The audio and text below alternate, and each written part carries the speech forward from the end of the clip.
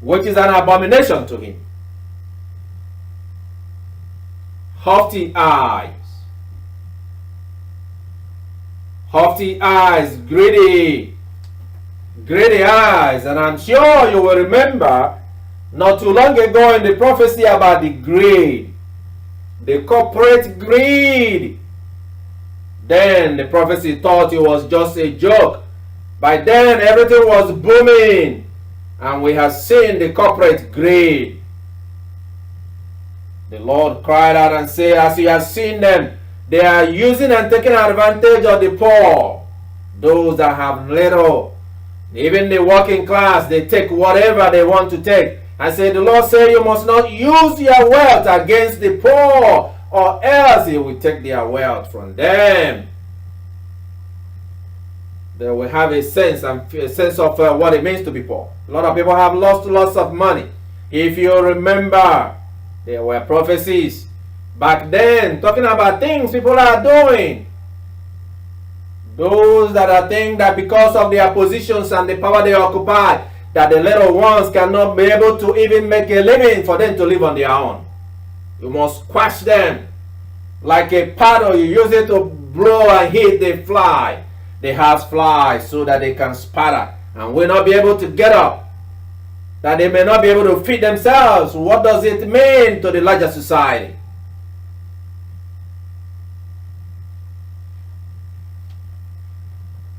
The parents and the adults that engage in all kinds of lying. All kinds of lying. You gave a message about lying. It was a whole series for more than a month. And we were talking about that then. What does that do to the society, to the psyche of the people, to the general public? If you are making that to be the way of life, that becomes the new value system, the morality. In law school, we talk about law morality. The secular morality and religious morality, the differences between them. How one is not allowed to come into the general public as becoming unacceptable. For there is also a secular morality in the debate between the HLA Hart and then all the other one, Dworkins, and all their contemporaries, making an argument about how to transform the society around the world by rejecting any religious morality, relying on the secular morality. And what kind of morality is that?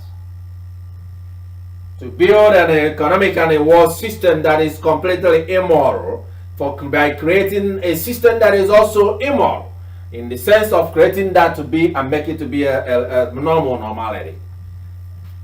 Changing the value system that people have known that is sustainable, that be able to allow the society to endure, causing social harm.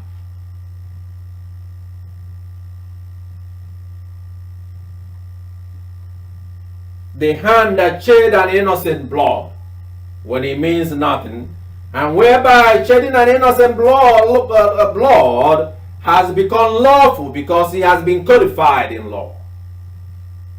In order to excuse them from being able to feel bad about what they have done, as if God waits a man and judges from the thought of man. Does God judge from the thought of man? When his wrath and anger comes, is there any man that can stop God? There is none. No man can stop God. Neither can any man be able to change what he has ordered to be. Can any man fight him? Can you fight one that you cannot see, that is so separated from you? Can you be able to fight the one that have even molded you and made you? The one that decides whether you live or die?